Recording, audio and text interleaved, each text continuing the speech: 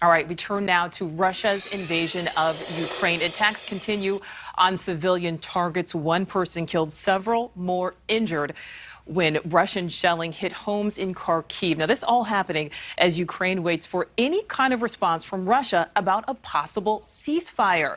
Correspondent Robert Sherman is live in Warsaw, Poland. Now, Robert, what do we know about the Kremlin's response? Well, so far, Nicole, the message from the Kremlin is that there is no prospect of a ceasefire at this point. They're remaining pretty quiet on that topic. On the other hand, Ukrainian President Volodymyr Zelenskyy continues to seek more international support. In the background of all of this, the war rages on and becomes quite costly for both sides.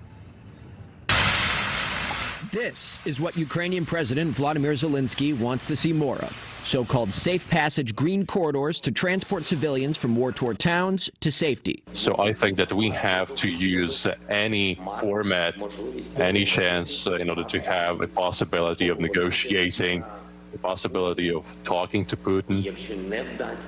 But if these attempts fail, that would mean that this is a third world war. That's a tough reality for a country that's in its fourth week under attack, with increased focus on civilian targets and deteriorating conditions.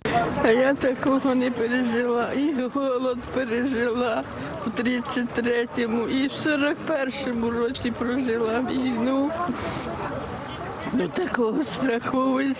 The call for negotiations comes as he and others accuse Russia of committing war crimes after Ukrainian authorities said Russian forces bombed a school sheltering about 400 people in Mariupol just days ago.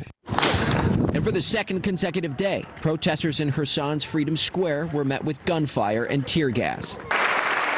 Today, President Zelenskyy took his case to Italian parliament. Ladies and gentlemen, it's time to do everything you can do now to secure peace. And as Zelenskyy looks for a ceasefire, Russian casualties are piling up as Ukrainians put up a fight.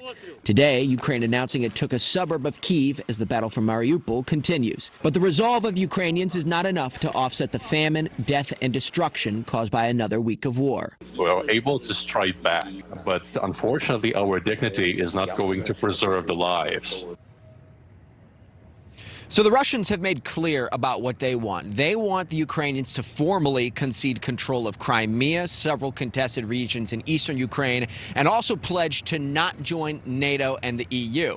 Ukrainian President Volodymyr Zelenskyy has strongly denounced these types of deals. One area of compromise he has alluded to is that Ukraine may be willing to not join NATO if Russia pulls out of Ukraine immediately and agrees to defend and protect Ukraine militarily.